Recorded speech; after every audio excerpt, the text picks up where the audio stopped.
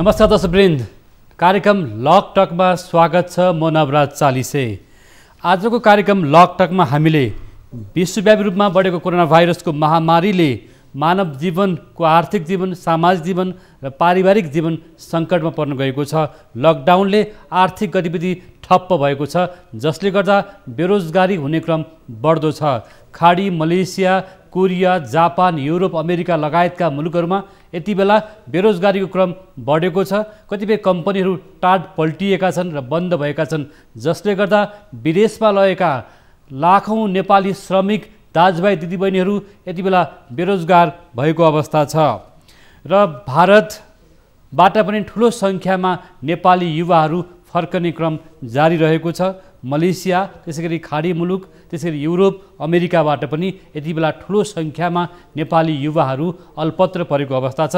सरकारले तत्काल उद्धार गर्न सकिरहेको छैन, उद्धार कार्य प्रभावकारी भएको छैन र विदेशबाट फर्केर आएका नेपाली श्रमिक दाजुभाइ दिदीबहिनीहरूलाई महँगो होटेलमा राख्ने र क्वारेन्टिनको पनि राम्रो प्रबन्ध हुन सकेन, महँगो शुल्क तिर्नु पर्यो भन्ने कुरा छ। यसमा स्थानीय निकायहरूसँग, स्थानीय तहहरूसँग पनि समन्वय हुन सकेको छैन। लाखौँ सङ्ख्यामा रहेका नेपालीहरूको उद्धार गर्न विदेश स्थित कूटनीतिक नियोगहरू, राजदूतावासहरू पनि निष्क्रिय रहे, गैर जिम्मेवार भए भन्ने कुरा नागरिक समाजमा टीका टिप्पणीहरू भइरहेको छ। र भर्खरै पनि वैदेशिक रोजगारीको क्षेत्रमा कार्यरत संस्थाले 80% श्रमिक यति बेला नेपाल फर्कन इच्छुक रहेको कुरा Nepal policy institute and migration ल्याबले गरेको अध्ययनले जनाएको छ। र बेरोजगारीकै कारण ठुलो सङ्ख्यामा गएका नेपाली युवाहरू अहिले घर फर्कन चाहिरहेका छन्। सरकारले सुरक्षित तरिकाले ती युवाहरूलाई घर ल्याउनु पर्ने अवस्था छ। कतिपय युवाहरूको पासपोर्ट अथवा भिसाको म्याद सकिएको छ, कतिपय युवाहरू बिरामी भएको अवस्थामा रहेको पनि छन्। आज हामी लकटक कार्यक्रममा यो विषयमा चर्चा गर्नेछौँ र आगामी कार्यक्रममा पनि हामीले यो विषयमा चर्चा गर्नेछौँ र विगतका कार्यक्रमहरू पनि गरिरहेकै छौँ। र आजको छलफलमा हामीसँग जोडिनु भएको छ नेपाल पोलिसी इन्स्टिच्युटका कार्यकारी सदस्य सरू जोशी श्रेष्ठ, वैदेशिक रोजगार विभागका महानिर्देशक कुमार प्रसाद दाहाल र वरिष्ठ अधिवक्ता दिनेश त्रिपाठी। म यहाँहरूलाई स्वागत गर्छु। नमस्कार। धन्यवाद। मैले कार्यक्रमको पृष्ठभूमिमा केही कुरा जोडिसकेको छु। वैदेशिक रोजगारीमा रहेका 80% श्रमिक तत्काल नेपाल फर्कन तयार रहेका छन् भन्ने कुरा नेपाल पोलिसी इन्स्टिच्युटले गरेको अध्ययनले पनि देखाएको छ। र 46% श्रमिकलाई नेपालको प्रशासनिक प्रक्रिया र नीति नियमको बारेमा जानकारी छैन जस्ता कुराहरू नि आइरहेको छ। र विदेशमा विशेष गरेर विभिन्न खालको हिंसामा पनि नेपाली युवाहरू अथवा दिदीबहिनीहरू परेको अवस्था छ भन्ने कुरा पनि अध्ययनले देखाएको छ। आज हामी यो अध्ययनको बारेमा चर्चा गर्नेछौँ र हामीले तयार पारेको रिपोर्ट सामग्री पनि तपाईँहरू समक्ष प्रस्तुत छ। विश्वव्यापी रूपमा कोरोना भाइरसको महामारीबाट वैदेशिक रोजगारीमा रहेका नेपाली युवा समस्यामा परेका छन्। नेपाल सरकारबाट श्रम स्वीकृति लिएर वा श्रम स्वीकृति बिना जाने नेपालीहरूको कुल सङ्ख्या 50 लाखभन्दा बढी रहेको छ। नेपाल सरकारबाट स्वीकृति नलिइकन रोजगारीका लागि विदेश पुगेका अनडकुमेन्टल कामदारको अवस्था झन बढी दयनीय छ। विश्वव्यापी रूपमा बढेको कोरोना भाइरसको महामारी र लकडाउनले वैदेशिक रोजगारीमा रहेका 80% श्रमिक मजदुर नेपाल फर्कन चाहेको तथ्य नेपाल पोलिसी इन्स्टिच्युट र माइग्रेसन ल्याबले सार्वजनिक गरेको छ। वैदेशिक रोजगारीको विषयमा गरिएको अध्ययन रिपोर्टमा 46% श्रमिकलाई नेपालको प्रशासनिक प्रक्रिया र नीति नियमको बारेमा जानकारी नभएको पाइएको छ। नेपाल आर्थिक पत्रकार समाज सेजनले गरेको कार्यक्रममा सो इन्स्टिच्युटकी कार्यकारी सदस्य सरू जोशीले अधिकांश श्रमिक मजदुर देशमा बेरोजगारीका कारण वैदेशिक रोजगारीमा गएको उल्लेख गरेकी छन्। देशभित्र चरम बेरोजगारी र गरिबीका कारण नेपाली युवा रोजगारीका लागि विदेशिएका छन्। त्यसैगरी खाडी र मलेसियामा श्रम स्वीकृति नलिइकन जानेहरूको सङ्ख्या पनि ठूलो रहेको प्रतिवेदनमा उल्लेख छ। प्रतिवेदन अनुसार अनडकुमेन्ट बिना कागजपत्र जानेहरूको ठूलो सङ्ख्या साउदीमा छ। साउदीमा 45% छन्। त्यसैगरी युएईमा 23% कामदार अनडकुमेन्टमा छन् भने मलेसियामा 11% रहेका छन्। Qatar, Bahrain, Dubai, Israel, Iran, Iraq लगायतका देशहरूमा पनि छन्। सरकारको नीतिगत कमजोरी, वैदेशिक रोजगार कम्पनीहरूमाथि अनुगमन नहुनु र श्रम भएको ठगी धन्दाका कारण वैदेशिक रोजगारमा विभिन्न माध्यमबाट विदेश पुगेका नेपाली कामदार सधैँ असुरक्षित र जोखिमको शिकार बनेका छन्। सर्वोच्च अदालतले असार 1 गते विदेशमा अलपत्र परेका कामदार र नेपाली नागरिकलाई उद्धार गर्न सरकारलाई आदेश दिएको थियो। विदेशमा रोजगारीमा पुगेका जोसुकै नागरिकको पनि उद्धार गर्नु नेपाल सरकारको दायित्व हो। विदेश स्थित नेपाली दूतावास, कूटनीतिक नियोगहरूले विदेशमा अल्पत्र परेको नागरिकको खोजी गर्न सकेका छैनन्। सरकारले ढिलै भए पनि वैदेशिक रोजगारीमा रहेका नागरिकलाई विभिन्न एयरलाइन्सबाट ल्याउन थालेको छ। तर विदेशमा रोजगारी गुमाएका र समस्यामा परेका कामदारले महँगो हवाई टिकट तिर्न सक्ने अवस्था छैन। उनीहरूले महँगो शुल्क तिरेर होटेलमा पनि क्वारेन्टिन बस्न सक्ने अवस्था नभएको गुनासो गरेका छन्। नेपालको अर्थतन्त्रमा रेमिट्यान्सको कुल गृहस्थ उत्पादनमा करिब 28% भन्दा बढीको योगदान रहेको छ। नेपालको आर्थिक क्षेत्रमा महत्त्वपूर्ण योगदान पुर्याएको वैदेशिक रोजगारमा आबद्ध नेपाली युवा पनि प्रभावित हुँदा सरकारको आम्दानीको स्रोत पनि प्रभावित हुने भएको छ। भारत लगायत खाडी मुलुक, Malaysia, Korea, Japan, Europe, America लगायतका विश्वका विभिन्न देशहरूमा रहेका नेपाली नागरिक अप्ठ्यारोमा परेका छन्। मलेसिया, भारत लगायतका मुलुकबाट लाखौँको सङ्ख्यामा नेपाली नागरिक फर्कन चाहन्छन्। छिमेकी देश भारतमा पनि ठूलो सङ्ख्यामा नेपाली श्रमिकहरू अप्ठ्यारोमा परेका छन्। अधिकांश श्रमिक अनिश्चित भविष्यका कारण तनावमा छन्। विदेशमा रहेका श्रमिक नेपाल फर्केपछि के गर्ने भन्ने योजना नहुनु र श्रमिकसँग थोरै बचत मात्रै हुनुले पनि श्रमिकहरू तनावमा रहेको अवस्था छ। वैदेशिक रोजगारबाट फर्किएका श्रमिकहरूका लागि सरकारले प्रभावकारी कदम चाल्नुपर्ने आवश्यकता छ। सरकारले जुन खालको प्रभावकारी कदम चाल्नुपर्ने हो त्यो काम गर्न सकेन र दूतावासहरू निष्क्रिय रहे, अथवा श्रम सहचारीको कार्यले प्रभावकारी हुन सकेन, अथवा भनौँ न कामदारले चाहिँ राखेको कल्याणकारी कोषको रकम पनि सदुपयोग हुन सकेन भन्ने गुनासो आइरहँदाखेरि चाहिँ हामीसँग वैदेशिक रोजगार विभागका महानिर्देशकज्यू के भन्नुहुन्छ? अब यसमा के छ भने अब हामीले इफेक्टिभ रूपमा विदेशमा गएका कामदारहरूलाई जुन ल्याउनु पर्ने हो त्यो ल्याउन हामीले अहिले नसकेकै हो। कहीँ कहीँ त हामी चुकेकै छौँ। यसलाई प्राथमिकीकरण गर्न हामीले नसकेकै हो। यसको सबभन्दा ठुलो कारण भनेको चाहिँ कोरोना नै हो। तर के छ भनेदेखि जुन हामीले वैदेशिक रोजगारको ग्राउन्डमा बसेर यसलाई हामीले एनालाइसिस गरेको भए चाहिँ यो विषयलाई हामी योभन्दा अलि सरल तरिकाले यसलाई हामी ल्याउन सक्थ्यौँ कि, अथवा योभन्दा धेरै कम गुनासोहरू चाहिँ कामदारहरूको आउँथ्यो कि भन्ने खालको कुराहरू हो हाम्रो। अब यसमा के छ भने सबभन्दा मुख्य कुरो त अहिले पनि हाम्रो कुराहरू भइराखेको हुन्छ। जस्तै अब विभिन्न देशका इन्भेस्टर, महामहिम इन्भेस्टरहरूसँग, त्यस्तै गरेर चाहिँ श्रम सहचारीहरूसँग पनि हाम्रो लगभग डे टु डे जस्तै कुरो भइराखेको हुन्छ। श्रम सहचारीसँग त मैले लगभग 3 दिनै नै कुरो गर्छु। आज बिहान पनि मेरो कुरो भएको थियो। अब यसमा के छ भनेदेखि मुख्य कुरा भनेको त्यहाँको जुन कामदारको सरकारप्रतिको कानुन अथवा जुन सरकारले दिएको जुन सुविधा, कम्पनीले दिएको जुन सुविधाहरू छ, त्यस्तै यहाँका मेन पावर कम्पनीहरूको जुन दायित्व छ, यो विषयलाई र हामीले जुन ILO कन्भेन्सनमा जुन दुई देशको बिचमा हामीले श्रम सम्झौता गरेका छौँ, यो विषयलाई लिएर यदि यही ग्राउन्डमा बसेर हामीले वैदेशिक रोजगारका समस्याहरूलाई समाधान खोज्यौँ भनेदेखि अहिलेको भन्दा यो बढी सरल हुन्छ। अहिले हामी क्लिष्टतिर गइराखेका छौँ।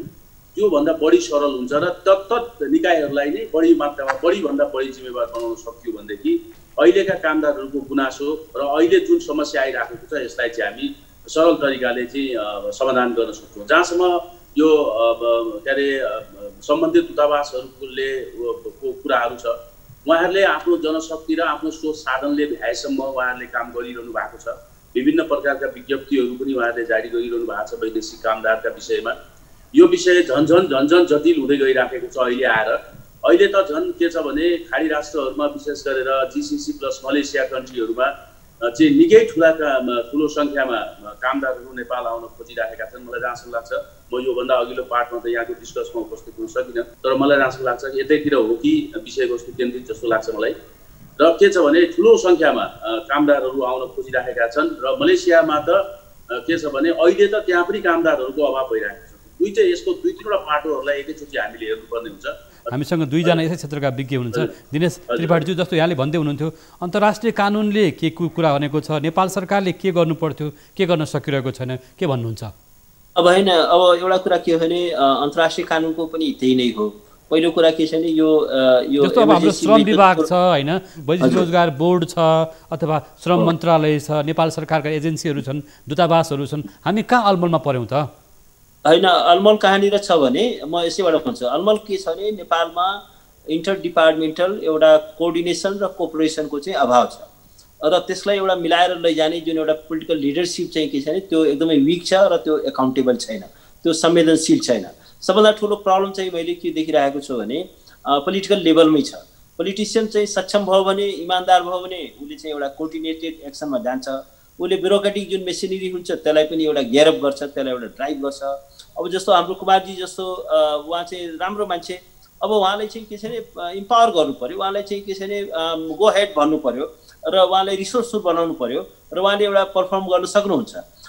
तर अब के भइदिन्छ भने त्यो जुन एउटा इन्भाइरोमेन्ट क्रिएट गर्ने त पोलिटिकल लेभलमा हो, त्यो पोलिटिकल लेभलमै चाहिँ के छ भने एउटा पोलिटिकल एउटा विलको अभाव र पोलिटिकल क्लियरिटी नभएको जस्तो यहाँले भन्दै हुनुहुन्थ्यो नि झन्डै 6 अर्ब रुपियाँ कोषमा छ, त्यो 6 अर्ब रुपियाँ चाहिँ अप्ठ्यारो परेको बेला किन सदुपयोग हुन सकेन? दुःख पाएको अवस्थामा त्यो चाहिँ के छ भने अब सुप्रिम कोर्टले पनि त्यो बोलेको छ कि यो जुन कल्याणकारी जुन कोषको पैसा छ त्यो कामदारहरूकै कन्ट्रिब्युसन हो, त्यो कुनै स्टेटले चाहिँ के छ भने आफ्नो छुट्टै के छ भने बजेट पनि दिने होइन। अब त्यसमा एउटा प्रश्न अघि सरुजीले बडो पर्टिनेन्ट इस्यु उठाउनु भएको थियो कि त्यसमा श्रम स्वीकृति लिएर जाँदाखेरि त्यसमा चाहिँ कन्ट्रिब्युसन गर्नु पर्दो रहेछ, तर अनडकुमेन्टेडहरू पनि छन्, तिनीहरूको बारेमा त्यो खर्च गर्न मिल्छ कि मिल्दैन।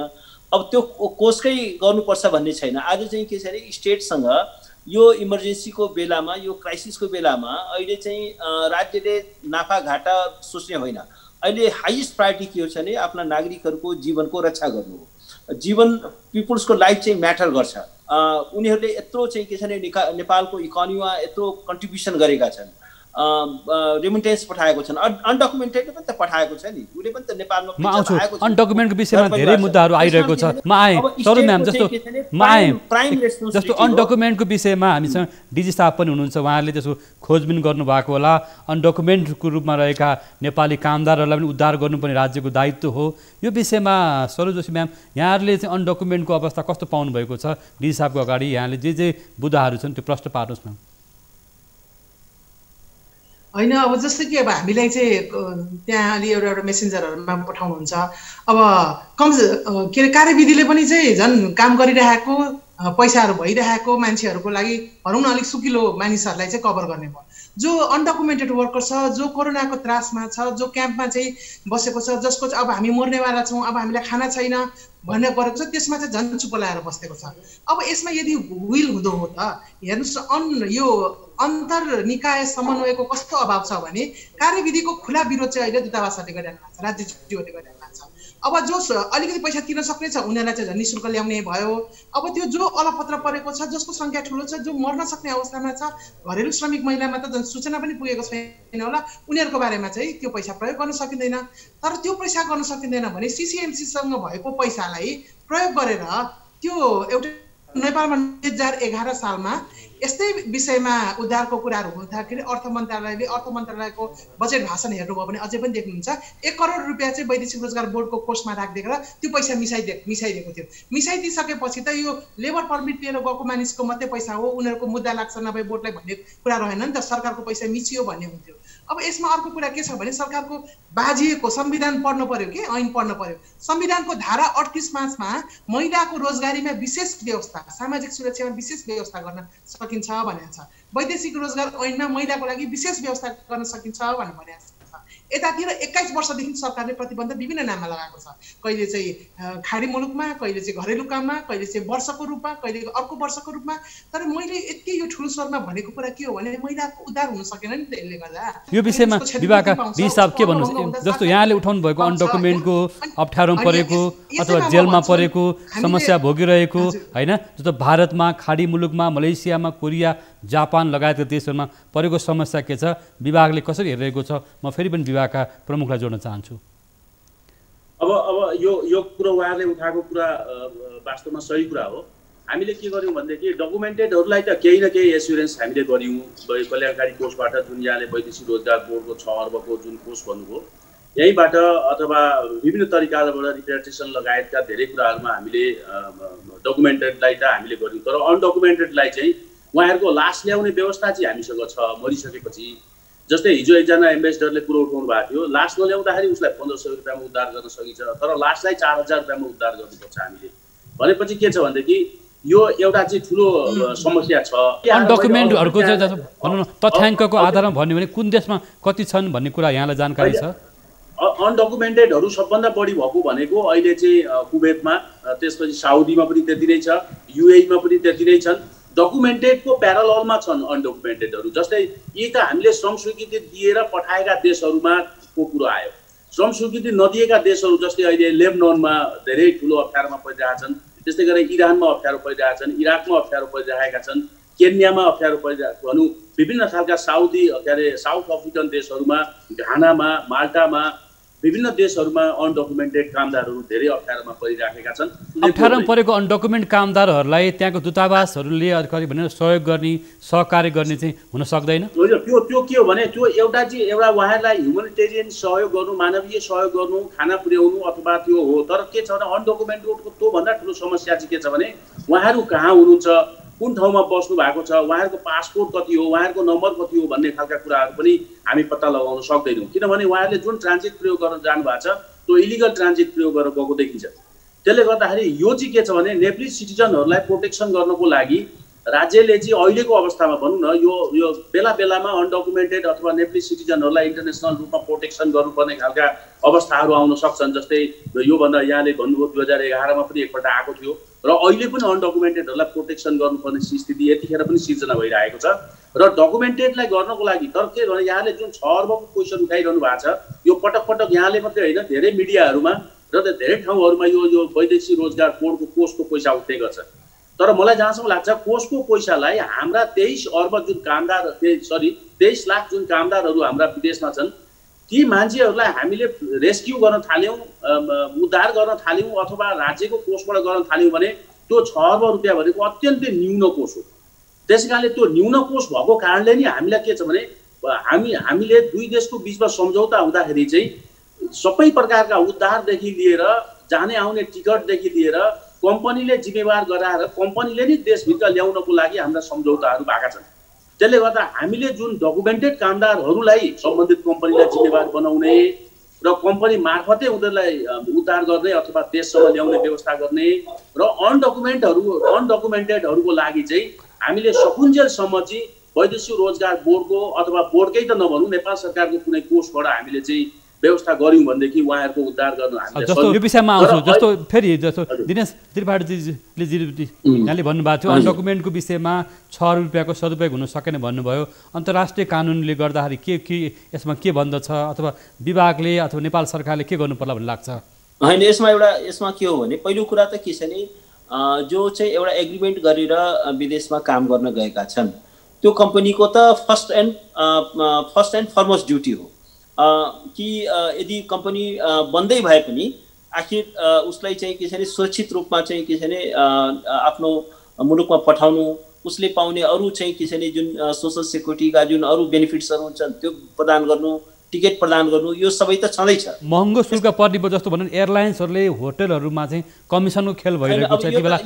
यो त अघि पनि मैले भने यो त एउटा गम्भीर चाहिँ के छ भने त्यो चाहिँ राज्यको तर्फबाट यो गम्भीर गैर जिम्मेवारी हो। त्यो चाहिँ के छ भने एटलिस्ट पनि के छ भने राज्यले रेस्क्यु गर्दाखेरि पहिला त के छ भने स्टेटको रेस्पोन्सिबिलिटी हो। त्यो भएन भने पनि एटलिस्ट त के छ भने कमसेकम परल मूल्यमा सब्सिडाइज रेटमा पो ल्याउनुपर्छ। 3 गुणा 4 गुणा चाहिँ के छ भने चर्को चाहिँ के छ भने एयरफेयरमा ल्याउनु, महँगो चाहिँ के छ भने स्टार होटलमा क्वारेन्टाइनमा राख्नु, त्यो त टोटली अनएक्सेप्टेबल। स्टेटले चाहिँ के छ भने एउटा क्वारेन्टाइनको पनि व्यवस्था गर्न सक्दैन। कमसेकम स्टेटले आफ्नो नागरिकहरूको जीवन बचाउनको लागि राज्यले नाफा गर्दैन, नाफा नगर्न पनि गर्ने नीति लिन सक्दैन। वास्तवमा यो विषय नागरिक समाजले उठाइरहेको एकछिन म यहाँलाई जोड्न चाहेँ। विभागले कसरी रेस्क्यु गर्दैछ एकैछिन जस्तो विभागको तर्फबाट सरकार तर्फबाट कसरी अहिले उद्धार कामहरू भइरहेको छ। जस्तो होटलमा क्वारेन्टाइन महँगो हुन गयो, विभिन्न एयरलाइन्सहरूको त्यहाँ भनौँ न खालको चाहिँ कमिसन खेल भइरहेको छ भने बाहिर गुनासो टिकाटिप्पणी भइरहेको छ। यो विषयमा प्रश्न पार्नुहोस् न विभागका तर्फबाट। हजुर, अब यो चाहिँ के हो भने यो मैले पनि विभिन्न ठाउँहरूमा भन्छु र विभिन्न खालका नीतिगत तहहरूमा पनि मैले भन्ने गरेको छु, यसलाई स्वैच्छिक गर्नुपर्छ, यसलाई अनिवार्य गर्नु हुँदैन भनेर। र मलाई पछिल्लो चोटि त नेपाल सरकारले यसलाई स्वैच्छिक गरेको जस्तो लाग्छ मलाई। र जो चाहिँ होटलमा बस्न चाहनुहुन्छ उहाँहरू होटलमा बस्ने, र जसलाई हामीले केही पनि छैन भनेर अलपत्र पारेर अलपत्र भएका कामदारहरू उद्धार गर्ने भनेर निर्देशिका तयार गऱ्यौँ, उहाँहरूलाई ल्याएर होटलमा राख्ने भन्ने खालको कुरा त्यो व्यवहारिक हुँदैन। त्यसलाई चाहिँ त्यसले ठुलो आलोचना हुन्छ, सामाजिक स्तरबाटै त्यसको आलोचना हुन्छ। त्यसले गर्दाखेरि चाहिँ उहाँहरूलाई ल्याउनको लागि PCR टेस्ट गर्ने हो कि अथवा के गर्ने, उहाँहरूलाई कसरी गर्ने, नेपाल सरकारले नै क्वारेन्टाइनमा राख्ने खर्च गर्नुपर्छ, जसलाई हामीले बिना अलपत्र परेकालाई कामदारहरूलाई हामीले लिएर आएको छ। बाँकी रहेको जो मान्छे होटलमा बस्न चाहनुहुन्छ, विशेष गरेर युरोप अमेरिकातिरबाट आउनेहरू, हुन त उहाँहरूको पनि अवस्थालाई मैले एनालाइसिस त गरेको होइन, तर विशेष गरेर अलिकति बढी आम्दानी हुने र अलिकति डेभलप कन्ट्रीबाट आउनेको लागि त अब होटल क्वारेन्टाइन अनिवार्य गर्न सकिएला। त्यसलाई इन्टरनेसनल स्ट्यान्डर्ड नै अहिले कोरोनाको यही हो भनेर मिडल इस्टबाट आउने मान्छेहरूलाई यदि हामीले होटल अनिवार्य गऱ्यौँ भनेदेखि यसले चाहिँ खासै राम्रो असर गर्दैन। यसले राम्रो एउटा कुरा चाहिँ म जोड्न चाहन्छु, जस्तो होटल महँगो भयो, महँगो खर्च भयो होइन, जहाँ चाहिँ विदेशमा कामदारहरूले चाहिँ रोजगारी गुमाएको अवस्था अथवा कामै नभएको अवस्था, कम्पनीबाट निकालेको अवस्थामा कसरी यति महँगो खर्च तिर्ने भन्ने चाहिँ यो कुरा पटक उठिरहेको छ नागरिक समाजमा पनि। होइन, यस्तो छ क्या, यो कुरो कसरी बुझ्नु पर्यो भने सर म्याम के भन्नु खोज्नु भएको यो विषयमा थोरै हामी कार्यक्रम अन्तिम अवस्थामा कार्यक्रम हामी अन्तिममा छौँ। सर म्याम थोरै यसमा हाम्रो यो नेपाल पोलिसी इन्स्टिच्युटले गरेको अध्ययनमा पनि एकदमै श्रमिकहरूले चाहिँ किन एउटा वन्डर पोलिसी एउटा यो यो यो यो भनेर ABCD किन भन्न नसकेको, हामी यति आतंकित छौँ कि एकबाट अर्को कुरा सुन्यो, अर्कोबाट अर्को कुरा सुन्यो भन्ने कुराहरू गरेको छ। अब म सरकारलाई के भन्छु भने श्रम कूटनीति भन्ने कुराहरू हामीले धेरै गरेको छौँ, र यदि हामीले अहिले DG साहबले भनेको जस्तै जसको चाहिँ काम भइरहेछ, जसको चाहिँ कम्पनीहरू छ, जसको डिजल्भ भइसकेको छैन भने त श्रम कूटनीतिको प्रयोग गर्नु पर्यो नि। यति बेला लिडरसिपको कुराहरू देखाउने, त्यहाँ अफिसहरू छ, नेतृत्वको यति बेला समीक्षा गर्ने बेला हो। यति बेला ब्युरोक्रेसीबाट गएको राजदूतहरूको पर्फर्मेन्स कस्तो छ, राजनैतिक दलबाट गएको राजदूतज्यूहरूको पर्फर्मेन्स कस्तो छ भनेर पर्फर्मेन्स हेर्ने बेला हो। अनि होलसेल एउटा खालको पोलिसीले ल्याइदिने खालको त भएन। कतिवटा प्लेन खाली आयो, त्यहाँ श्रम कूटनीति आर्थिक कूटनीति हामीले गर्न सक्यौँ, देखाउन सक्यौँ भन्ने कुराहरू धेरै त आलोचना। अब हामीलाई थाहा छैन के नै त्यहाँ भित्रको कुरा के होला, तर खाली प्लेन आयो, त्यहाँ मानिसहरू रोइरह्यो भन्ने कुराले चाहिँ एकदमै त्यो ग्यापहरू चाहिँ देखिन्छ। र हामीले गरेको अध्ययनमा पनि यो चाहिँ एकदम अकस्मकस भएको, एन्जाइटी भएको, डर भएको भन्ने सरुजीले जुन कुरो उठाउनु भयो नि, यो श्रम कूटनीतिको कुरा उठाउनु भयो, यो सही कुरा हो। र हाम्रो यो 20औं 30औं 40औं वर्षदेखि चलिरहेको वैदेशिक रोजगार, र मलाई जहाँसम्म लाग्छ अझै कति वर्ष चल्छ, यो 20औं 40औं वर्षसम्म जान्छ। यो इन्टरनेसनल यो लेबर डिप्लोमेसीको आधारमा र एउटा चाहिँ ठुलो डिप्लोमेटिक हाम्रो चाहिँ इन्टरनेसनल रिलेसनको आधारमा चलेको छ यो वैदेशिक रोजगार भनेको। यो तात्कालिक रूपमा असर पर्ने खालका कुनै पनि डिसिजनहरू हामीले गर्नु हुँदैन। र यसले के हुन्छ भनेदेखि अहिले त्यहाँका कम्पनीहरू नै वास्तवमा जिम्मेवार छन्। आज पनि कतारका कम्पनीहरू म देशमा कामदारहरू पठाइदिन्छु भनिरहनु भएको छ। आज पनि साउदी अरबमा कम्पनीहरूले म तेरो देशमा तपाईँको देशमा कामदार पठाइदिन्छु भनिरहनु भएको छ। UAE-मा पनि त्यही अवस्था छ, मलेसियामा त्यही। म्यानपावर कम्पनीले आज पनि मान्छे पठाइरहेको अवस्था छ, युवाहरूलाई पठाइरहेको अवस्था छ भन्नुभयो। त्यो विषयमा श्रम मन्त्रालय विभाग अथवा बोर्डले उहाँहरूलाई विषय छलफल गर्नुभएको छ अथवा निगरानी गर्नुभएको छ त, कारबाही गर्नुभएको छ त? यताबाट जाने मानिसहरू हजुर होइन, यताबाट त अहिले त लगभग छैन। पुनः श्रम स्वीकृति भन्ने हो सम्बन्धित देशको कम्पनीको NOC सर्टिफिकेट प्राप्त अवैध तरिकाबाट जानेहरूको चाहिँ आज पनि चाहिँ भन्नु भारतको बाटो प्रयोग गर्ने अथवा इलिगल बाटो प्रयोग गर्ने छ। यो 4-5 महिना कोभिडको अवस्थामा त अहिले त लगभग यो ब्लकेटै छैन होइन। तर स्थिति यो भयावह छ। यो डिप्लोमेसी तपाईँको श्रम सहमति लिएर अथवा श्रम स्वीकृति लिएर जानेहरूको अवस्था भन्दा श्रम स्वीकृति नलिकन विभिन्न खालका एक्जिट र विभिन्न खालका देशका ट्रान्जिटहरू प्रयोग गरेर जाने सङ्ख्या भनेको मेरो विचारमा लिने र नलिनेको बराबरी सङ्ख्या छ। अहिले सबभन्दा भयावह अवस्था नै उहाँहरूकै छ, विशेष गरेर महिलाहरूको। भर्खर पनि यहाँले एउटा अध्ययन सार्वजनिक पनि गर्नुभएको छ, 80% श्रमिकहरू तत्काल नेपाल फर्कन चाहन्छन्। किन नेपाली श्रमिक दाजुभाइ दिदीबहिनीहरूले यति बेला दुःख पाएको अवस्था छ? नेपाल सरकारले के गर्नुपर्थ्यो, के गर्न सकिरहेको छैन? विदेशमा रहेका कूटनीतिक नियोगहरूले कसरी काम गरिरहेका छन् भन्ने लाग्छ यहाँलाई? यो अब अहिले जुन हामी विदेश जाने मात्रै श्रमिकहरूको कुरा गर्थ्यौँ भने अब रिभर्स माइग्रेसनको अवस्था छ, भारतबाट र बाहिरबाट आइरहनु भएको छ र एकदमै आफ्नो आफ्नो तरिकाले चाहिँ वैदेशिक रोजगारमा आएकोहरूलाई के गर्नुपर्छ, कस्तो नीति चाहिन्छ, कस्तो बजेट चाहिन्छ भन्ने कुराहरू चाहिँ यहाँ चाहिँ कार्यक्रमहरू अगाडि आइरहेछ, बजेटहरू अगाडि आइरहेको छ। तर साँच्चैको श्रमिकहरूको भनाइ चाहिँ के छ, उनीहरू के चाहन्छ, उनीहरूलाई के मर्का परेको छ अथवा उनीहरूको इच्छा के छ, उसको सारा गाह्रो के छ भन्ने कुराहरूलाई चाहिँ तुरुन्त हामीले अध्ययन गर्नुपर्छ भनेर नेपाल पोलिसी इन्स्टिच्युट र माइग्रेसन ल्याबले गर्यो। यो 8वटा देशमा गरेको छ, मेजर लेबर के अरे जाने कन्ट्रीहरूमा गरेको छ। भारत पनि 20% छ भने महिला पनि 7% यसमा हुनुहुन्छ।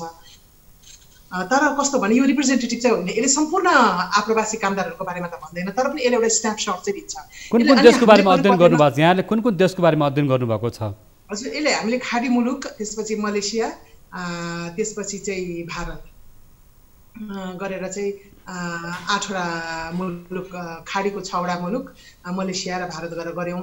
अनि यसमा चाहिँ के देखियो भने चाहिँ हामीले 625 जनासँग हामीले अन्तर्वार्ताहरू लिएको थियौँ। त्यसमा के देखियो भने 80% मानिसहरू चाहिँ यहाँ आउन चाहन्छ, घर फर्कन चाहन्छन्। तर त्यसमा सबै कोभिडबाट अफेक्टेड मात्र होइन कि 1500 जति त दैनिक उसको चाहिँ काम गर्ने त्यो कन्ट्र्याक्टको भिसा कन्ट्र्याक्ट सिद्धेर पनि आउने दैनिक 1500 वालाहरू पनि छन् त्यसमा होइन। र भारतकोहरूको त यसमा चाहिँ अब हामीले यसलाई समात्ने कोसिस गऱ्यौँ र एकदमै भन्नुपर्ने कुराहरू 2-4वटा फाइन्डिङ्स कस्तो रह्यो भने चाहिँ 80% नै श्रमिकहरूले के गर्ने भने चाहिँ तर हामीसँग चाहिँ पैसा चाहिँ हामीले जम्मा गरेर राखेको त्यस्तो छैन। मासिक रूपमा हामीले चाहिँ घर पठाउँथ्यौँ, मासिक घर खर्चमा पैसाहरू चलिरहेछ भनेपछि हाम्रो ठुलो पैसाहरू छैन हामीसँग बजेट भन्ने कुराहरू गरेछ। र अर्को कुरा चाहिँ 58% श्रमिकहरूले के भन्नुभएको छ भने चाहिँ हामी दैनिक भयमा छौँ, यहाँनिर डिपार्टमेन्टल स्टोरमा काम गर्छौँ, हामी चाहिँ फ्याक्ट्रीमा काम गर्छौँ, मजदुरहरू भएको ठाउँमा काम गर्छौँ भनेपछि कति बेला पनि हामीलाई चाहिँ कोरोना सर्न सक्छ भन्ने भय छ भनेको छ। कतिलाई क्याम्पमा राखिएकोले गर्दा साथीभाइ बिचमा चाहिँ एउटा भनौँ न 4 जना बस्ने ठाउँमा 12 जना बस्नु भएको छ, त्यही पनि चाहिँ एउटा डर छ भन्ने कुराहरू। एउटा त्यो डर छ कोरोनाको भन्ने चाहिँ। अर्को डर उहाँहरूले के भन्नुभएको छ भने हामी फर्किँदाखेरि कति पैसा लाग्ने हो, क्वारेन्टाइनमा फेरि कति पैसा लाग्ने हो, घर परिवारले हामीलाई कसरी चाहिँ रिसिभ गर्ने हो, हामीलाई चाहिँ फेरि अब पैसा पठाइरहेकोमा नपठाउने मानिसहरू आयो भनेर घरमै झैझगडा हुने हो कि हिंसा हुने हो कि, महिलाहरूलाई चाहिँ फेरि अर्कै भएछ, फेरि हामीलाई चाहिँ घरेलु हिंसाहरू हुने हो कि होइन। भारतबाट आउनु भएको श्रमिकहरूले त के भन्नुभएको छ भने हामीसँग झन् एकदमै न्यून पैसा मात्रै रहेको छ भन्नु कुराहरू गर्नुभएको छ। र हामीले चाहिँ अहिले बजेट आएको छ तपाईँहरूको लागि, रिप्याट्रिएसन कार्यक्रमहरू आएको छ, जस्तै कि अब 12 अर्ब खर्ब पैसा चाहिँ 2 लाख रोजगारी जेनेरेट गर्ने भनेको छ। त्यस्तै अर्को चाहिँ विभिन्न किसिमको चाहिँ यो बजेट भाषामा आएको छ। तर एकदमै महत्त्वपूर्ण कुरा चाहिँ के भन्नुभयो भने उहाँले 70% श्रमिकहरूलाई नेपालमा के कार्यक्रम छ, कस्तो ऋण कार्यक्रम छ, के प्रधानमन्त्री रोजगार कार्यक्रम छ, के राष्ट्रपति उत्थान कार्यक्रम छ भन्ने बारेमा 70%लाई थाहा छैन, 28%लाई केही मात्रै थाहा छ, 2%लाई चाहिँ जानकारी छ। भन्नाले के भने उनीहरूको न उहाँहरू जाने बेलामा धेरै प्रिपेयर गरेर जानु भएको थियो, न उहाँले एक्जिट प्लान नै बनाउनु भएको छ। यो सडनली यो कोभिड आइपरेको हुनाले उहाँहरू एकदमै अब अहिले के गरौँ, कसो गरौँ, बसौँ कि नबसौँ, झन् उहाँले बिजोक हुने हो कि के हो कि। यस्तोमा चाहिँ नेपाल सरकारले अब हाम्रो कार्यक्रम र बजेट त एक प्रकारले जुन ल्याउनु भएको छ त्यो अर्थ मन्त्रालयले मात्रै बुझेर र हाम्रो पत्रकारहरूले हामीले मात्रै बुझेर त भएन नि त। जुन ठाउँमा चाहिँ डिमान्ड छ नि त्यो वर्गहरूले थाहा पाउनु भएको छैन। अब फाट्टाफुट्टा तरिकाले कुनै भरतपुर नगरपालिकाले गरेको छ, कुन नगरपालिकाले गरेको छ, तर चाहिँ अब कहिले चाहिँ श्रमिकहरू नल्याउने भन्ने सबभन्दा पहिला त्यो घोषणा गर्नुभयो। पछि अहिले आएर फेरि के भएको छ भने चाहिँ यो के अरे सर्वोच्च अदालतमा त्यो पर्यो, रिट परेपछि चाहिँ कार्यविधि बन्यो। कार्यविधिले के भनेको छ भने चाहिँ लेबर पर्मिट सहमति लिएर गएकोहरूलाई मात्रै ल्याउने भन्नुभएको छ। 75 करोड राख्नु भएको छ। तर अभिलेखबद्ध नभएको धेरै श्रमिकहरू हुनुहुन्छ, विशेष गरी हाम्रो संसदीय समितिले प्रतिबन्ध लगाएको घरेलु कामदार जो बढी महिला हुनुहुन्छ उहाँहरूलाई त सूचनै कसरी पुग्ने होइन, उहाँहरूको उद्धार कसरी हुने, उहाँहरू यो देशको नागरिक हो कि होइन, उहाँहरूले यो देशमा रेमिटेन्स पठाउनु भएको थियो कि थिएन, उहाँहरूको लागि चाहिँ स्रोत खोज्ने। 5 महिना भइसक्यो, स्रोत कहिले खोज्ने, उहाँको छोराछोरीलाई के बितिसक्यो, श्रीमान के बितिसक्यो, घरमा के भइसक्यो भन्ने विषयमा चाहिँ के भने नीति कार्यक्रमहरू चाहिँ आउँदै गए तर श्रमिकमुखी पनि आउनु पर्यो, अलिक छलफल गरेर ल्याउनु पर्यो भन्नेमा चाहिँ एकदमै ग्यापहरू देखिएको छ। हजुर म्याम, म यहाँसम्म आउँछु। म्याम, अब यस्तो धेरैजना विदेशमा रहेका नेपाली युवाहरूलाई देशमा के भइरहेको छ नीति निर्माणको बारेमा थाहा छैन र वैदेशिक रोजगारका नीति नियमको बारेमा थाहा छैन भन्ने कुरा राख्नुभएको छ। म यो विषयमा वरिष्ठ अधिवक्ता दिनेश त्रिपाठी हुनुहुन्छ, म यहाँलाई पनि जस्तो कानुनी रूपमा यहाँले अदालतमा चाहिँ रिट पनि दायर गर्नुभएको छ, अहिले कस्तो अवस्था छ कुन कुन देशमा र कानुनी प्रक्रिया अथवा राष्ट्रिय मानव अधिकार आयोगले के गरिरहेको छ, अथवा यो कानुनी प्रक्रिया नजानेर पनि विदेशमा नेपाली युवाहरूले दुःख पाएको, अल्पत्र परेको होइन अथवा जेलसम्म पुग्नु परेको अवस्था पनि छ नि? अब यो अहिले कस्तो देखियो भने एउटा ह्युज ह्युमानिटेरियन क्राइसिस देखियो, एउटा चाहिँ अभूतपूर्व मानवीय सङ्कटको अवस्था देखियो, महासङ्कटको अवस्था देखियो यो कोभिड-19ले। यसले गर्दाखेरि अब नेपालको धेरै ठुलो, नेपाल त एउटा संसारका अरू देशहरूले, विकसित देशहरूले आफ्नो टेक्नोलोजी एक्सपोर्ट गर्छन्, आफ्नो अरू वस्तुहरू चाहिँ एक्सपोर्ट गर्छन्, हामी चाहिँ के छ भने आफ्नो एउटा म्यान पावर चाहिँ एक्सपोर्ट गर्ने कन्ट्री र हामी त्यसैमा हामी गर्व गर्छौँ र त्यसैमा चाहिँ के छ भने यतिवटा देशसँग यतिवटा श्रम सम्झौता गरियो भनेर चाहिँ के छ भने मन्त्रीहरूले त्यसैमा चाहिँ एउटा रमाउने एउटा परिपाटी छ। आफ्नो इकोनोमीको चाहिँ बेसिसहरू त्यसको क्यापेसिटी बढाउने भन्दा पनि एउटा रेमिट्यान्स बेस्ड इकोनोमी हामीले बनायौँ र वास्तवमा यो खतरा पहिलेदेखि थियो कि कुनै पनि बेला यो रेमिट्यान्स रोकिन सक्छ र धेरै ठुलो एउटा क्राइसिस आउन सक्छ। कोरोना भाइरस नै प्रेडिक्ट गरिएको थिएन, तर युद्ध हुन सक्छ, अर्को कुनै प्राकृतिक विपत्ति आउन सक्छ जसले गर्दाखेरि यो प्रक्रिया रोकिन सक्छ।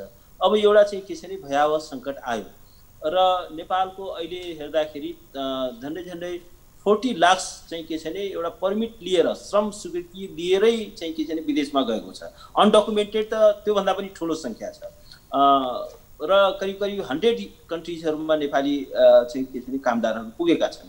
तर के छ भने बेसिकली चाहिँ के छ भने गल्फ कन्ट्रिजहरू, मलेसिया, कोरिया यी मुलुकहरू छन्, इजरायल पनि छ।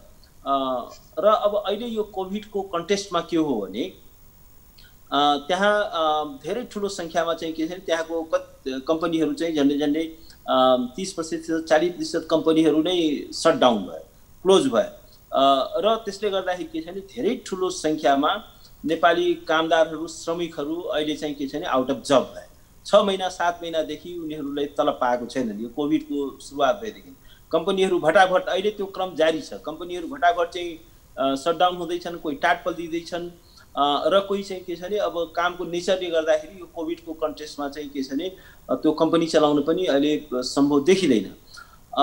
र अब अहिले सरकारसँग, नेपालको कुनै पनि सरकारको एउटा फन्डामेन्टल ड्युटी के हुन्छ भने आफ्ना नागरिकहरूको जीवनको रक्षा गर्नु। जस्तो हाम्रो संविधानले नै राइट टु लाइफलाई धारा 16ले चाहिँ के छ भने एउटा संवैधानिक प्रत्याभूति प्रदान गरेको छ। त्यो भनेको के छ भने अन्डर एनी सर्कमस्टान्सेस, कुनै पनि अवस्थामा राज्यको एउटा फर्स्ट एन्ड फरमोस्ट ड्युटी हो, आधारभूत कर्तव्य हो कि आफ्ना नागरिकहरूको चाहिँ जीवन रक्षा गर्नु पर्यो। आफ्नो नागरिक यदि विदेशमा छ र त्यहाँ कुनै सङ्कटमा परेको छ, आपतमा परेको छ, विपदमा परेको छ भने कुनै पनि नागरिकलाई त्यो अन्तर्राष्ट्रिय कानुनले पनि भन्छ आफ्नो राष्ट्रियताको मुलुकबाट सहयोग र सहायता पाउने, उद्धार प्राप्त गर्ने उसको राइट्स हो, उसको फन्डामेन्टल राइट्स हो र स्टेटको चाहिँ एउटा फन्डामेन्टल यो ड्युटी हो र संविधानले पनि यो कुराले चाहिँ के छ भने ग्यारेन्टी गरेको छ। जस्तो यहाँले भन्नुभयो नि जस्तो कि अल्पत्र परेका नागरिकलाई फिर्ता गर्नुपर्छ, त्यो चाहिँ अन्तर्राष्ट्रिय कानुन पनि छ, संवैधानिक कानुन पनि छ होइन। र अहिले चाहिँ भनौँ न सरकारले अल्पत्र परेका कामदारहरूलाई ल्याउन पनि अलमल गरेको अथवा विभिन्न खालको भनौँ न त्यहाँ चाहिँ भने सर्तहरू राखेको, सर्तमाथि सर्तहरू राख्यो भन्ने कुरा आइरहेको छ। अब जस्तो भनौँ न कोरोनाको परीक्षणदेखि लिएर होटलमा चाहिँ महँगो होटलमा बस्ने कुराहरू छ, विभिन्न कुराहरू चाहिँ सर्त त्यही कन्टेस्टमा आउँदैछु नौराजी, त्यही कन्टेस्टमा म आउँदैछु। अब अहिले के हो भने अहिले यो कोभिडको कन्टेस्टमा के हो भने अब यो महासङ्कटलाई, महामारीलाई, नागरिकहरूको जीवनमाथि आएको सङ्कटलाई पनि हाम्रो सरकारले चाहिँ के छ भने यसलाई पनि एउटा भ्रष्टाचारको कमिसनको चाहिँ के छ भने सुअवसरको रूपमा प्रयोग गर्न थालेको देखिन्छ। यसै कन्टेस्टमा के छ भने हाम्रो सर्वोच्च अदालतले असार 1 गते एउटा ल्यान्डमार्क चाहिँ के छ भने आदेश जारी गरेको छ, इन्ट्रिम अर्डरमा बोलेको छ र कोर्टले के भनेको छ भने जो विदेशमा भएका नेपाली कामदारहरू छन् र जसको चाहिँ जुन कम्पनीमा काम गर्थे त्यो कम्पनीले उनीहरूलाई टिकट प्रोभाइड गर्न सक्दैन र उनीहरू आफै पनि बेखर्ची छन् र उनीहरूले त्यो एफोर्ड गर्न सक्दैनन् भने त्यसको चाहिँ के छ भने त्यहाँ विदेशमा भएका जुन नेपाली नियोगहरू छन्, श्रम सहचारी छ, उनीहरूले त्यसलाई आइडेन्टिफाई गर्नु पर्यो र त्यसको चाहिँ के छ भने एउटा लिस्टिङ गर्नु पर्यो र त्यसपछि सरकारले के हो भने उनीहरूलाई चाहिँ तत्काल चाहिँ उद्धार गर्नु भनेर सर्वोच्च अदालतले एउटा चाहिँ कुनै अस्पष्टता नराखेर क्लियर कट ब्ल्याक एन्ड व्हाइटमा चाहिँ यो आदेश दिएको छ। यो एउटा म के भन्छु भने एउटा यो ल्यान्डमार्क चाहिँ के छ भने कोर्टको चाहिँ अर्डर हो र राज्यका सबै निकाय र पदाधिकारीहरू अदालतको आदेशलाई मान्नु, त्यसलाई त्यसको लेटर एन्ड स्पिरिटलाई इम्प्लिमेन्ट गर्नु, त्यो उनीहरूको एउटा कन्स्टिट्युसनल एन्ड लिगल अब्लिगेसन हो। अदालतका चाहिँ आदेशहरूलाई म मान्दिनँ चाहिँ भन्न पाइँदैन। म यसको चाहिँ के छ भने भलिन्टरी विलमा आधारित हुँदैन कि म कार्यान्वयन गरे पनि हुन्छ नगरे पनि हुन्छ, त्यो चाहिँ लग्जरी स्टेटका अथोरिटीहरूलाई छैन। Once the court has given order it has to be implemented, यसको इन्टायरिटीमा, यसको लेटर एन्ड स्पिरिटमा। अब असार 1 गतेको जुन जजमेन्ट हो, जुन चाहिँ के छ भने कोर्टको अर्डर हो, त्यो चाहिँ अदालतले चाहिँ अदालतको आदेशलाई यो सरकारले चाहिँ इम्प्लिमेन्ट गर्नुपर्छ र इम्प्लिमेन्ट नगरेको कन्टेस्टमा के हुन्छ भने यो अदालतको अवहेलनामा चाहिँ के छ भने सजाय हुन सक्छ। त्यसका मिनिस्टर्सहरू, सेक्रेटरीजहरू, महानिर्देशकहरू त्यो सजायको दायरामा आउन सक्छन्। न्याय प्रशासन ऐनको दफा 17(4) ले चाहिँ के छ भने 1 वर्षमा कैद र 10,000 रुपैयाँसम्म जरिमानाको बन्दोबस्त पनि गरेको छ। त्यसकारण तर अब अहिले चाहिँ के छ भने त्यसमा पनि के छ भने स्टेटले कुनै च्यारिटीको कुरा पनि छैन, किनभने यहाँ के छ भने as a matter of right हरेक विदेशमा जाने कामदारले उसले श्रम स्वीकृति लिनुभन्दा अगाडि नै त्यो कल्याणकारी कोष, त्यो वैदेशिक रोजगार सम्बन्धी जुन ऐन छ त्यसको दफा 32 ले एउटा कल्याणकारी कोषको व्यवस्था गरेको छ। दफा 33 ले चाहिँ के छ भने कस्तो कस्तो अवस्थामा चाहिँ यो रकम खर्च गर्ने भनेर बोलेको छ र त्यसै गरी के भनेको छ भने त्यसको दफा 75 ले के भनेको छ भने यदि गन्तव्य स्थलमा जहाँ चाहिँ के छ भने कामदारहरू पठाइएका छन्, यदि त्यो देशमा कुनै चाहिँ युद्ध भयो, कुनै प्राकृतिक विपत्ति भयो, कुनै चाहिँ या महामारी भनेर शब्द चाहिँ क्याटेगोरिकली त्यो दफा 75 ले चाहिँ के छ भने तोकेर भनेको छ र त्यसको लागि चाहिँ के छ भने त्यो चाहिँ जुन कामदारहरूको जुन पैसा हो त्यस्तोलाई चाहिँ के छ भने खर्च गरिनुपर्छ। अहिले चाहिँ के छ भने करिब 6 अरब रुपैयाँ चाहिँ के छ भने त्यहाँ चाहिँ जम्मा भएर बसेको छ र अदालतले पनि के भनेको छ भने त्यसको चाहिँ एउटा विवेक सम्मत तरिकाले चाहिँ के छ भने त्यो पैसा चाहिँ यो काममा प्रयोग गर्नु, मौकामा हिरा फोर्नु पर्यो नि। आज स्टेटसँग एउटा रेस्क्यु प्लान हुनु पर्यो नि। स्टेटको चाहिँ इट्स फन्डामेन्टल ड्युटी हो। आफ्नो नागरिकको जीवनका प्रति असंवेदनशील हुन मिल्छ, त्यसमा चाहिँ आँखा चिम्लिन मिल्छ र त्यसलाई पनि के छ भने अहिले सबैभन्दा ठुलो घातक काम के भएको छ भने अहिले तपाईँले टिकटको रेट हेर्नुभयो भने 3 गुणा 4 गुणा बढी चाहिँ के छ भने टिकटको प्राइस राखिएको छ। त्यो त एउटा त्यसमा पनि कमिसनको खेल छ। त्यसपछि के छ भने महँगो क्वारेन्टाइनको चाहिँ के छ भने व्यवस्था गरिएको छ। जस्तो यहाँले भन्नु पनि जस्तो 6 अर्ब रुपैयाँको विषयमा हामीले पटक पटक स्टार होटलमा होटलसँग पनि कमिसन खाने, एयरलाइन्ससँग पनि कमिसन खाने र यसलाई चाहिँ के छ भने यो महासङ्कटलाई पनि के छ भने एउटा कमिसनको एउटा व्यापारको रूपमा राज्यले प्रयोग गर्न मिल्दैन, यसका पदाधिकारीहरूले त्यो गर्न मिल्दैन। यो भनेको गम्भीर गैर जिम्मेवारी हो एन्ड दे हेभ लाइबल। यो चाहिँ के छ भने इट्स अ क्रिमिनल अफेन्स। यस्तो चाहिँ के छ भने गर्न मिल्छ। अहिले चाहिँ के छ भने आफ्ना कामदारहरूलाई, नागरिकहरूलाई चरम शोषण गर्न मिल्छ। राज्यको तर्फबाट गरिएको मेरो विचारमा यो गम्भीर धोखाधडी हो, त्यो चाहिँ मिल्दैन। स्टेट इज अन्डर ड्युटी कि आफ्ना नागरिकहरूलाई चाहिँ रेस्क्यु गर्नै पर्छ र त्यसमा पनि के छ भने सब्सिडाइज त्यो एउटा परल मूल्यमा गरे पनि एउटा कुरा हुन्थ्यो नि। कमसेकम ल ठिक छ एयरलाइन्स हाम्रो सबै अहिले चाहिँ त्यसै थन्केर बसिरहेको छ, तेलको खर्च राखेर उ गरेर एउटा चाहिँ परल मूल्य पनि होइन, 3 गुणा 4 गुणा बढी चाहिँ के छ भने चर्को चाहिँ के छ भने एयरफेयर राखिएको छ। 5 स्टार होटल 3 स्टार होटलको चाहिँ के छ भने दिएको छ। स्टेटको अब्लिगेसन होइन क्वारेन्टाइनको म्यानेजमेन्ट गर्नु, त्यति पनि यो स्टेटले गर्न सक्दैन। आज चाहिँ के छ भने विदेशमा बसेका कामदारहरूले 800-900 चाहिँ के छ भने अरब रुपैयाँ चाहिँ के छ भने इभेन पछिल्लो वर्षमा पनि करिब 900 चाहिँ के छ भने बिलियन नेपाली करेन्सी उनीहरूले पठाएको छन् र नेपालको जिडिपीको झन्डै 28% चाहिँ के छ भने कन्ट्रिब्युसन चाहिँ के छ भने रेमिट्यान्सको छ। रेमिट्यान्स भनेर गौरव गर्ने र आज आफ्ना नागरिकहरू चाहिँ के छ भने क्राइसिसमा परेको बेलामा, सङ्कटमा परेको बेलामा चाहिँ के छ भने त्यसलाई पनि एउटा भ्रष्टाचार र कमिसनको माध्यम बनाउने अलिकति पनि उहाँलाई चाहिँ के छ भने सेन्स अफ सेम छ। जस्तो यहाँले भन्नुभयो नि, यहाँले भर्खरै पनि भन्नुभयो अहिले जस्तो भनौँ न एयरलाइन्सहरूसँग होटलहरूसँग नि कमिसनको खेल भइरहेको छ। विदेशमा रहेका हाम्रो नेपाली नागरिकहरूलाई ल्याउने नाममा अथवा उद्धारको नाममा भन्ने कुरा आइरहेको छ। रेमिटेन्सको पनि यहाँले विषय उल्लेख गर्नुभयो। म यो विषयमा सरू म्यामसँग जोड्न चाहन्छु। जस्तो रेमिटेन्सको एउटा महत्त्वपूर्ण हिस्सा ओगटिरहेको जसले चाहिँ ठुलो योगदान पुर्याइरहेको वैदेशिक रोजगारको क्षेत्र आज चाहिँ दुःख पाउँदा अल्पत्र पर्दा पनि सरकारले ध्यान दिन सकेन अथवा यसका एजेन्सीहरूले मतलब गर्न सकेनन् अथवा वैदेशिक रोजगार व्यवसायी सङ्घ अथवा म्यान पावर एजेन्सीहरू छन् ती सबै संस्थाहरूले बेखबर रहनुको कारण के रहेछ यहाँहरूको रिसर्चले के देखाउँछ जस्तो अहिले कुन कुन देशमा कुन कुन अवस्थामा रहेका छन् नेपालीहरू जस्तो तपाईँहरूको चाहिँ भनौँ न अध्ययनले केही चाहिँ नयाँ तथ्याङ्कहरू बाहिर ल्याएको छ हाम्रो चाहिँ यो अध्ययनले के हजुर हाम्रो अध्ययनले चाहिँ के देखाउँछ भने पहिला दिनेशजीको कुरामै म अलिकति भनिहाल्न चाहन्छु अदालतले जुन निर्णय गर्यो त्यसको उपरमा अदालतले चाहिँ के भने अभिलेखबद्ध नभएको अथवा समस्यामा परेकोहरूलाई पनि लिएर आऊ भन्ने कुरा छ तर कार्यविधिमा के बन्यो भने चाहिँ श्रम स्वीकृति लिएर गएकोहरूलाई चाहिँ कल्याणकारी कोष खर्च गरेर लिएर आऊ भन्यो त्यही अनुसार 75 करोड राख्यो तर अभिलेखबद्ध नभएको त ठुलो सङ्ख्यामा हुनुहुन्छ र सरकारको प्रतिबन्धको कारणले अभिलेखबद्ध नहुन बाध्य पारिएका महिलाहरू हेर्नुहोस् यो नेपाल एकतन्त्रीय सरकारदेखि प्रजातन्त्रीय सरकार काङ्ग्रेसले लिड गरेको सरकार माओवादीले लिड गरेको सरकार र यो अहिले एमाले लिड गरेको सम्पूर्ण पोलिटिकल पार्टीहरूको महिलालाई हेर्ने दृष्टिकोण भनेको चाहिँ त्यही संरक्षणवादी दृष्टिकोण छ महिलालाई सुरक्षा गर्ने भन्यो अब अहिले अस्तिको मात्रै कान्तिपुरमा आएको थियो 1.5 लाख को हाराहारीमा घरेलु कामदार महिलाहरू चाहिँ खाडी मुलुकमा छ भन्छ 1.5 लाख महिलाहरूको घर परिवारमा बालबच्चा परिवारको सम्बन्धहरू के भइरहेको होला अब उनीहरूको उद्धारको लागि चाहिँ अदालतले डिसिजन दियो भर्डिक्ट दियो कार्यविधिले के भन्यो भने सरकारको स्रोत खोज्ने भन्यो अब सरकारको स्रोत खोज्नेमा यो 75 करोड चाहिँ उनीहरूलाई प्रयोग नहुने र अहिले यो कार्यविधिको विरोध चाहिँ हाम्रो दूतावासबाट राजदूतजीहरूले नै गरिरहनु भएको छ जो मान्छे पैसा तिर्न सक्छ जो कम्पनीमा कार्यरत छ उनीहरूलाई चाहिँ यो पैसाले लिएर आउने तर जो चाहिँ पहुँचै छैन जो कुनै विभिन्न कारणले अभिलेखबद्ध नभएर बसेको छन् प्लस महिलाहरू जसले रेमिटेन्स यही देशमा पठाएको थियो उसको रेस्क्युको लागि चाहिँ अहिले चाहिँ प्राथमिकतामा छैन त्यसकारणले गर्दा अदालतको भर्डिक्टमा यो कुराहरूलाई हामीले कसरी हेर्न सक्छौँ भन्ने कुराहरू पनि छ एउटा जस्तो यहाँहरूको रिपोर्टमा पनि अध्ययनमा देखिन्छ अनडकुमेन्टेड कामदारहरूको अवस्था झन् नाजुक छ र कतिपय मुलुकहरूले चाहिँ एमनेस्टी खोलेको अवस्था पनि छ विभिन्न विगतमा विभिन्न खालको समस्यामा भोगेको अथवा कानुनी सजाय पाएकोहरूलाई तिमीहरू घर जान सक्छौ जाऊ भन्दा पनि अहिले हामीले ल्याउन सकिरहेको अवस्था छैन होइन जस्तो यहाँले जुन कुराले ल्याइरहनु भएको छ नि भन्दा मतलब डकुमेन्ट नभएको तर अप्ठ्यारोमा परेका नेपालीहरूको सङ्ख्या कस्तो छ अवस्था के छ अब यो हाम्रो अध्ययन चाहिँ करिब 1.5-2 महिनाको पिरियडमा भएको हो जुलाई 15मा निस्किएको त्यति बेलाको अध्ययनमा चाहिँ हामीले चाहिँ साउदी अरेबियामा 45%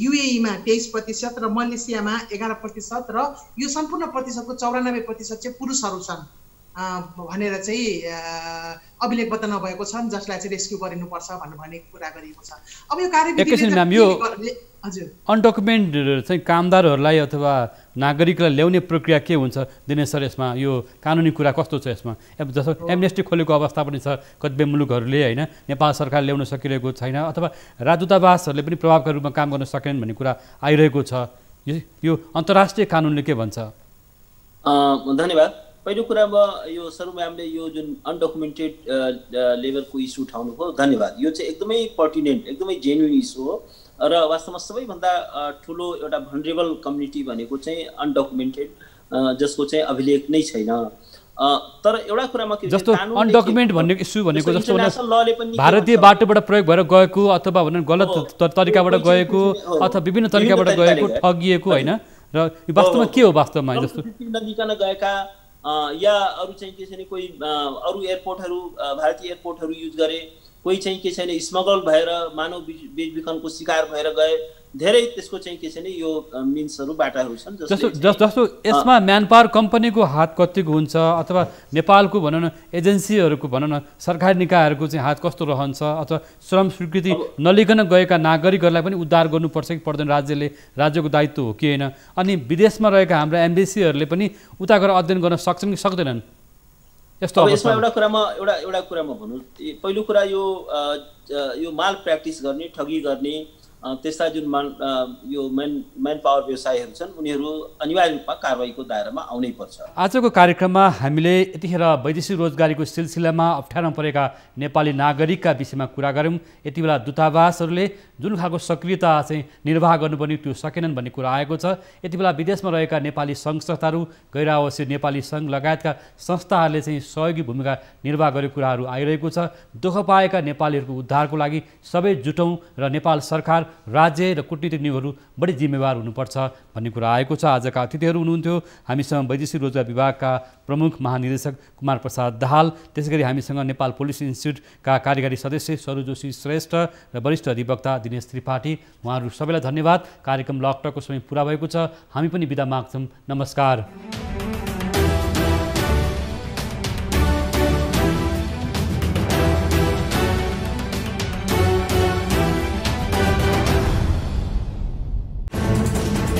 कोरोनाले सृजना गरेको सङ्कटमा पल पलका न्युज अपडेट र हर क्षेत्रको कभरेजका लागि न्युज 24 नेपाल युट्युब च्यानललाई सब्स्क्राइब गर्नुहोला।